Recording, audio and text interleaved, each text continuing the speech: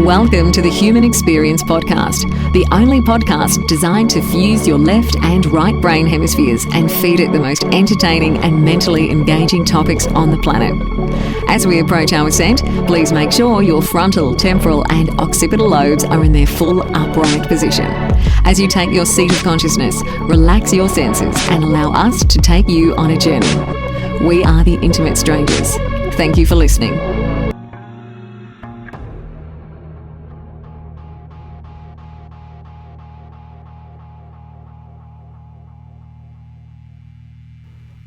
What's up, guys? This is such an interesting episode with Mr. Stephen Hayes, and we really just get into the strata of how he brought ninjutsu into the West. Really cool, really interesting story. Quite honored to have Mr. Hayes lend us his time. Please do subscribe to our YouTube channel. Follow us on Twitter at TheHumanXP. We also have a call-in number. It's 586-89-HUMAN. Please use it. Give us a call. Leave us a voicemail. We would really appreciate it. Thank you guys so much for listening.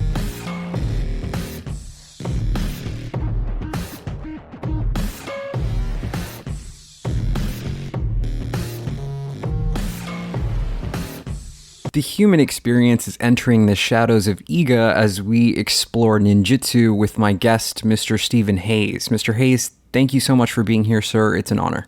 It's great to be here. So, Mr. Hayes, if you could briefly tell our audience who you are and what you do for those that don't already know, that would help to preface this conversation. Well, in a nutshell, in the 1970s, I went to Japan to find the last training hall of the ninja. This is before there were turtles or anything else like that, and I was the first American to become an actual disciple of the grandmaster there. And for several decades, I stayed in Japan, went back and forth from America. It was a very different martial art from the 1980s. The idea of being a protector as opposed to being a champion, somebody who fights for his own name. Very different.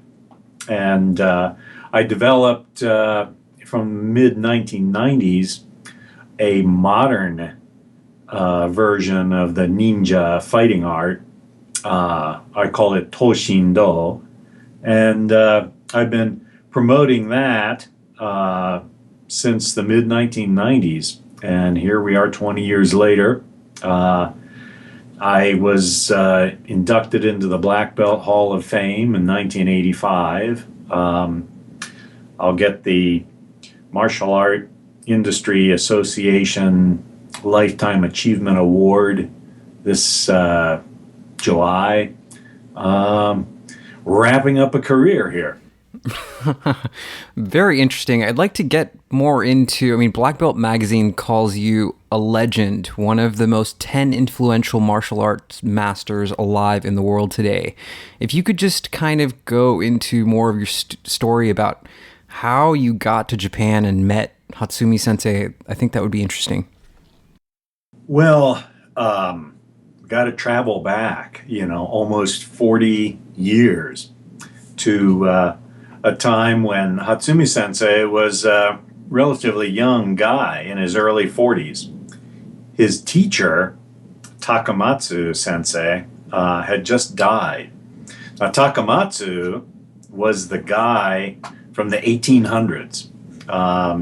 He witnessed a lot of radical change in Japanese culture, went through the war,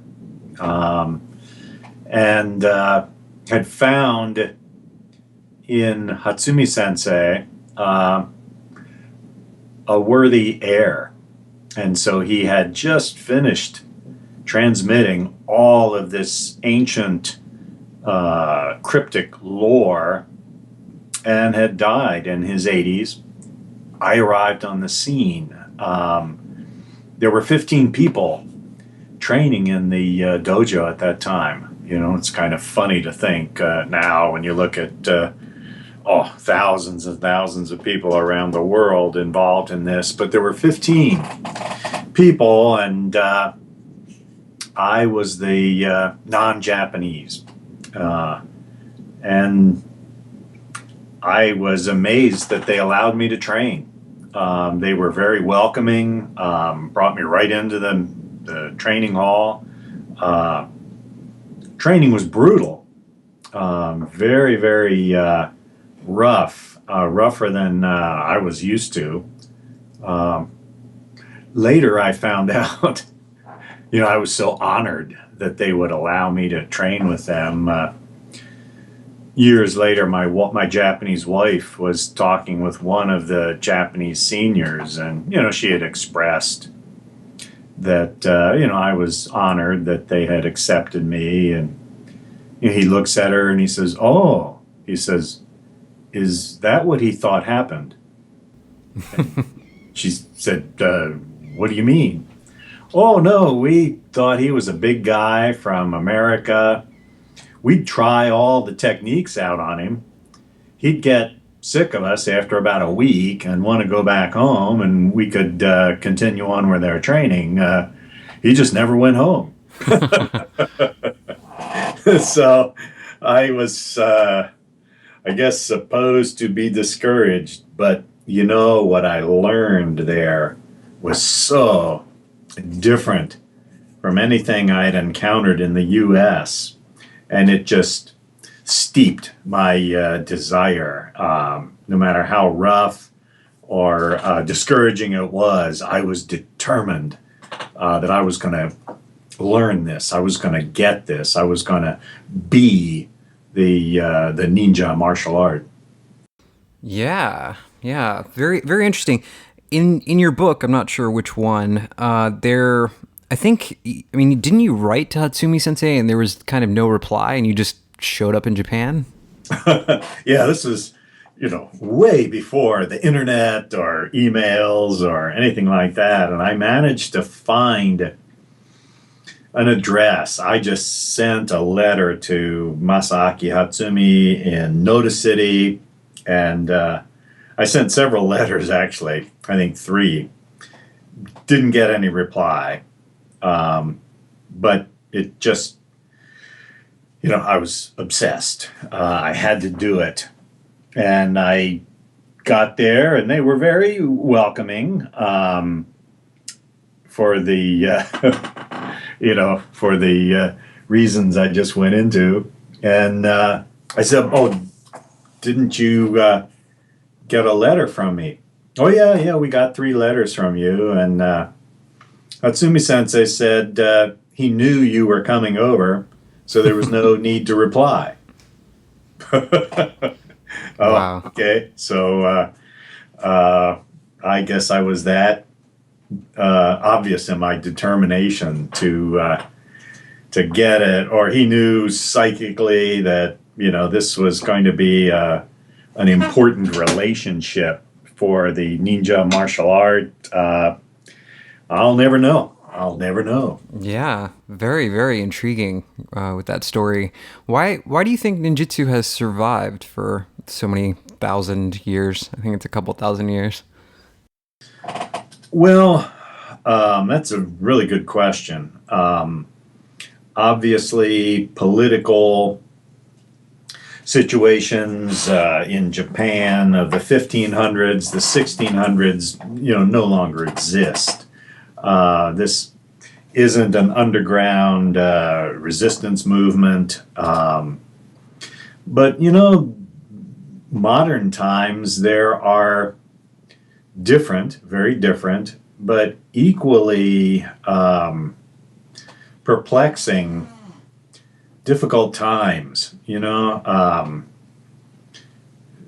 People have so much more than they've ever had before, and yet it seems that people aren't so happy.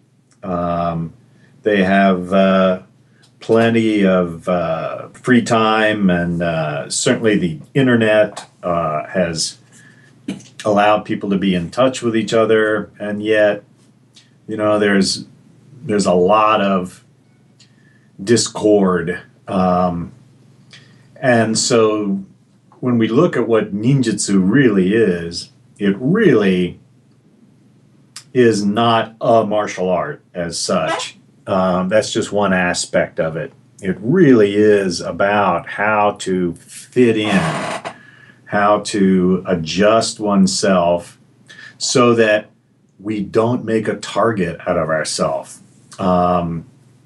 People don't notice us as much as, say, you would notice a MMA champion or somebody like that. And so as the ages go by, different challenges arise for human beings, and there's something that's timeless about this ninjutsu that causes it to continue to change its form a little bit and be very valid to study in the different times since World War II. What do you think it is about ninjutsu that makes it so different than other martial arts? Well, I can say pretty quickly, a lot of, in the West anyway, a lot of martial arts are set up really on a sport model. Two people go into a ring and, the better man wins. And the guy who comes in second place, he vows to train harder and he'll get another chance. And ninjutsu is so old that it goes back to an older time, an older age, where you either won, there was no second place. You were killed or maimed. And it was used as a way to preserve peace, to encourage peace. The samurai warlords were, vying with each other for power, and the ninja could subtly persuade these people peace was better. And so to this day, the reliance on rescuing other people and escaping, just defend and then disappear, makes ninjutsu a very different kind of a martial art than one where a 28-year-old champion at the height of his physical prowess is temporarily the guy that everybody celebrates. Yeah. This might be a little bit of a controversial question. You can elect to not answer it if you want, but what happened between the Bujinkan system and the Toshindo system? There was kind of a split where you decided to open the quest centers and move away from Hatsumi Sensei's teachings. What caused that? Well, what happened over the years, the 1970s until the early 2000s, I wrote a series of books that are still available to this day, and it made ninjutsu quite famous. So there weren't 15 people studying for very long. Everybody wanted to be Stephen Hayes, They all wanted to be the guy. And, well, you can't be the guy. I'm the guy. You have to create a new role. But people wanted to have that old days kind of a situation. So that was going on. There were a lot of people that didn't particularly like me. They would try to criticize the way I handled the early days of publicity and so forth.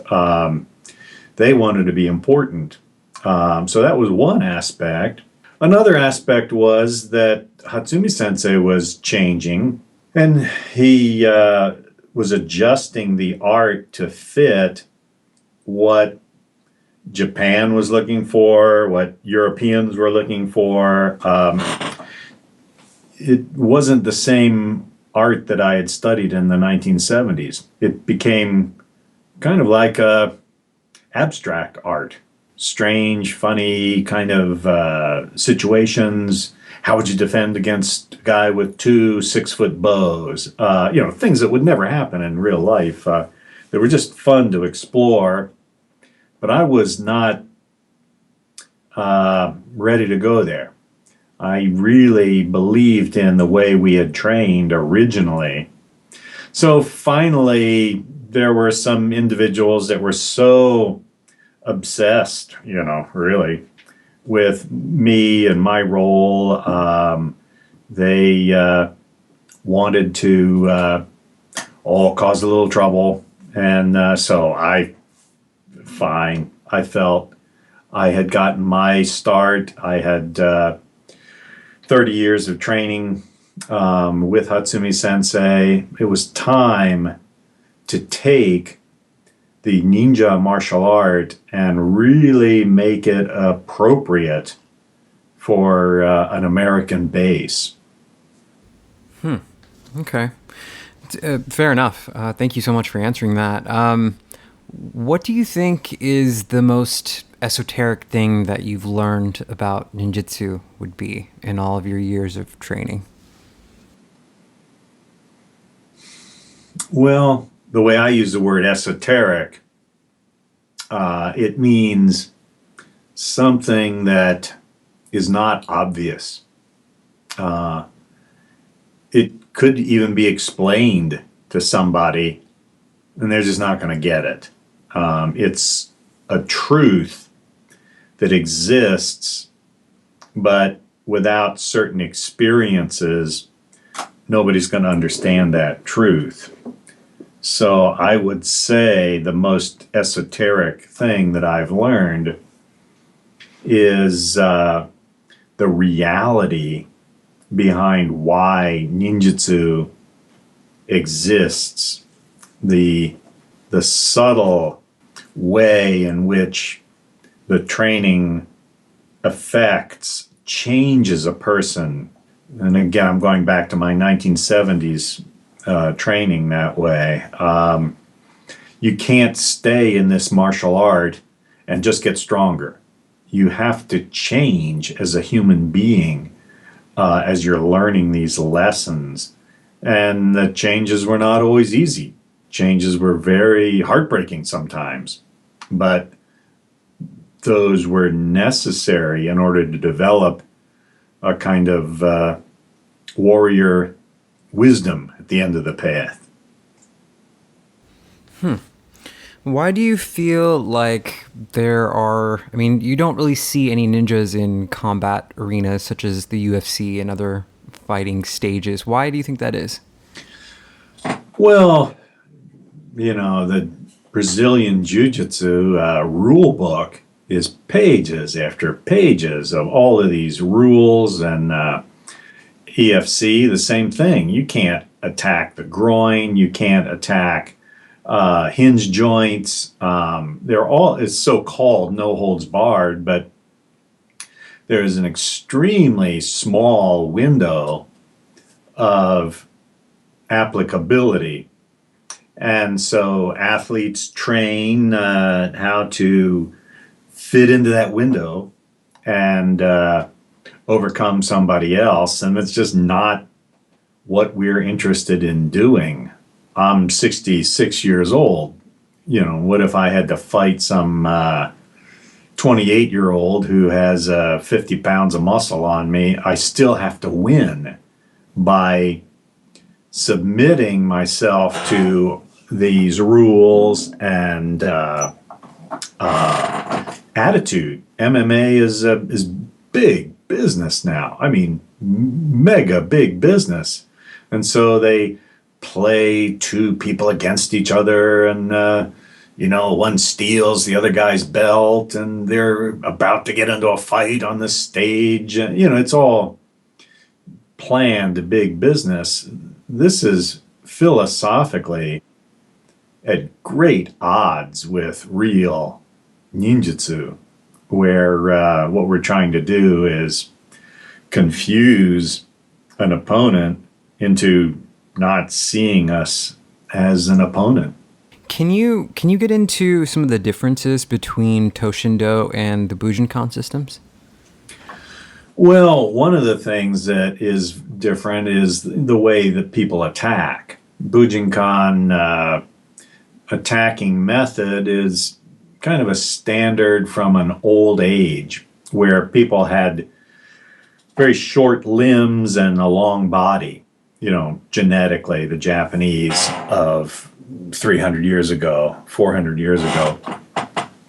And so in fact, all of the attacks are initiated with a right foot moving forward and a right hand striking. So see if, the listeners can picture that. Right foot and right hand going forward at the same time. Nobody fights like that today. Nobody fights like that. They project a left foot forward and throw a left hand or a right hand. And so that was the first thing that we changed. We made the attacks more like what an individual is going to experience in the real world of attacks today. The second thing that's very different is in ancient Japan, ninja would get into a fighting situation very rarely. And it was almost always an escape, how to escape. So there was certain kind of spirit training, we could say, that was just unnecessary in those days.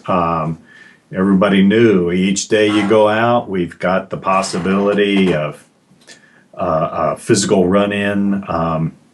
Today, a lot of people don't really know what violence looks like. So we have to teach them what violence looks like, how it sounds. There are certain things that people say when they're trying to confuse a victim. And so there's a heavy reliance on verbal combat as well as the more realistic attacking method. So that's just the beginning. That's the beginning of what Toshindo is, how it's different from the Bujinkan method. I saw you on the Discovery Channel, and you were kind of tasked to go in there and kind of take this guy's hat off or something, which I found very interesting. But what do you think the best way to diffuse violence would be or is? Oh, wow, that's a very broad question. Are we talking about violence among strangers, violence among angry people, violence among people who know each other? Take quite a long time to answer that. So I think the best thing to say, where we start in, is trying to understand where this other person's coming from. Somebody could be, they got a bad day, bad lifetime, and they're just mouthy and saying stuff that they shouldn't, and it's offensive, and we need to put a stop to this. Well, it's just, the law doesn't allow us to punish people for saying things, no matter what they say.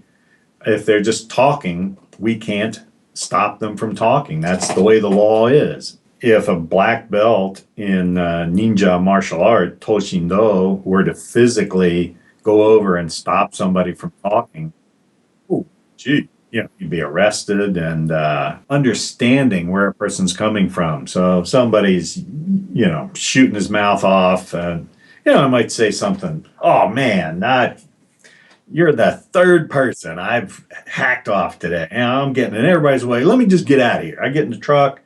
I'm taking off. You get in your truck. You go your way. Apologize to you. I'm sorry. Whoa.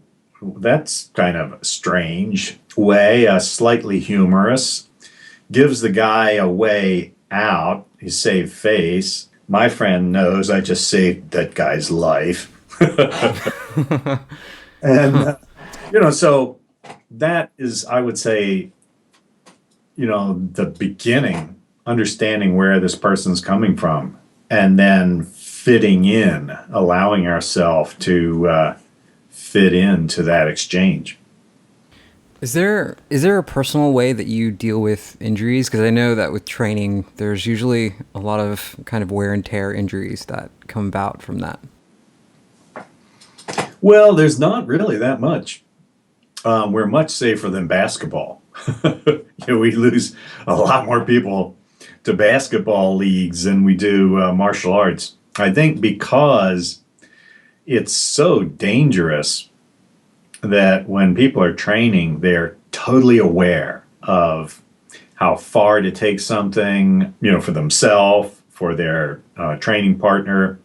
Whereas with basketball or skateboarding or something else, they might be injury prone. A person has another challenge. Oh, I'm going to make this ramp. I'm going to dunk this basket. Things that, distract away from how dangerous the activity is, I guess. We really don't have that many injuries in our training. So how do you think this training, Toshindo, can improve your everyday life? Well, we start with the most scary possibility known to the human being, and that is, what if I weren't alive? What if this person had their way and I'm gone? And there are all kinds of considerations, maybe this person is just too big. How do I fit in there? Maybe it's not worth fighting. How do I get myself away and out of there without making a target for myself? Maybe the talker is not the problem. The problem is his cousin over there who's real quiet, who's just going to sneak up behind you and hit you over the head. It demands absolute, complete attention. And I think that in our busy times, busy lives, that feels good. It feels Zen-like. Many is the time we'll be training along and we'll say, okay, well, we're done for the night. And people do a double take. They look at the clock. They can't believe that 45 minutes has gone by. They're that rapidly involved in physical training, the mental training, trying to get better, letting go of bad habits, trying to pick up a new good habit. I think that's really the key to, how this works, why it works, why people continue to train for years and years. What can you say? I know you've been training for many years, but what can you say has been the most difficult lesson that you've had to learn through your training? Well, physically, when I started back in the 1970s, I was in my 20s. I was very used to a kind of aggressive style of movement, charging forward and knocking limbs out of the way and hitting, and that's just totally the opposite of the ninja way of winning. We engage the limbs. We let the person think they're winning for a half a second. We fit in, and that took me a lot of years. I would get it, and then under a test or whatever, I would be thrown a loop and go back to the old way, just standing there trying to slug my way out. And these guys had become phantoms, and so I think that was probably the toughest thing, and it was good that I had the teacher that I had. Hatsumi Sensei is a very different person from me, very different person, and that's good. If you're studying with a person who's exactly like you, it'll just reinforce your bad habits. So I had to learn new ways of doing things. And sometimes I wondered if he was kidding me. This can't be real. But I'll just go along with it. And sure enough, it turned out, that's one of the aspects of growth that I experienced in there. Okay, well, I mean, you're credited with being a Buddhist, and it seems like serendipity is a major factor. I mean, you have to be the most lucky person in the universe just because you were a security advisor for the Dalai Lama. How did that occur? How did that happen? Well, I had visited with the Dalai Lama in 1986 when I was in India, and just as you say, very lucky, very lucky. He had a brother who lived just a few hours away from me back in the U.S. He was the first one to escape Tibet in 1951. And he had worked as a professor at Indiana University. So I went over to see his brother and, find out a few more things from him. And so 86, 87, the Dalai Lama came to Indiana to see his brother, brought all these monks with him, and so I got to see him again there, and he remembered me. It was a very amazing memory that he has. He remembered me, and then 88, I got to see him again. 89, I was in Los Angeles at a conference where he was, and they announced that he had won the Nobel Peace Prize.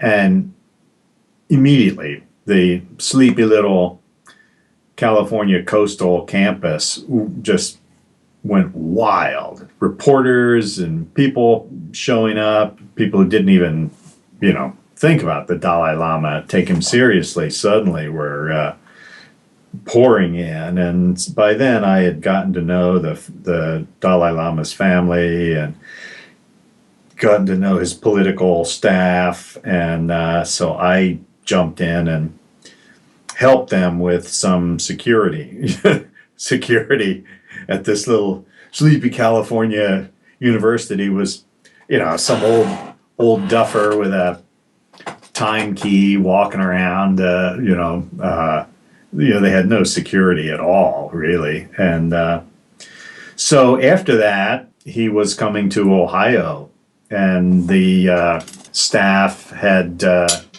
by then gotten to know who I was and asked if I would help with the Ohio visit. And then it just went on and on from there. Whenever he would visit the U.S. and be in the Midwest, I would organize a team.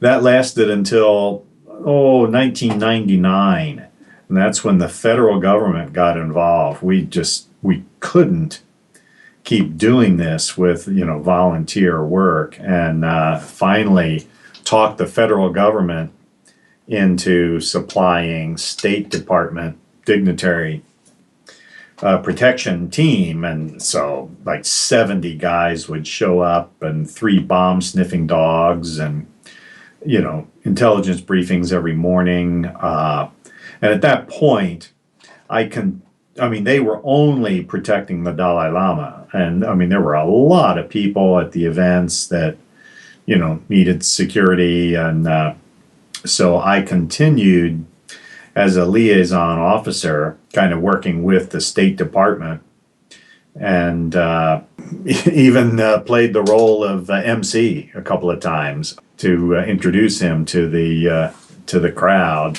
as the years went by. I'm too old to be a bodyguard now. They have guys 1/3 my age. Yeah. Wow. Very, very interesting, Mr. Hayes. I do really appreciate your time, and you have to be one of the most interesting people that I've gotten a chance to read about and hear about. Is there a place that people can find out more about your work? Yeah, the best place probably is the web. Stephen K. Hayes. You just write that out like one giant word, StephenKhayes, StephenKHayes.com. And that gives them a way to find out about my training school here in Ohio, find out about we have a massive library of techniques that are online now. People can subscribe, and basic lessons to intermediate lessons to some pretty exotic techniques. Some of the weapons, some of the psychic, you could call it psychic type of work that we do, all available online. So StephenKHayes.com would be the best place to go just to check it out. Perfect. We will make sure that we link that in the comments section below. Mr. Hayes, thank you so much for being here. This is The Human Experience. My name is Xavier. We're going to get out of here. Thank you so much for listening.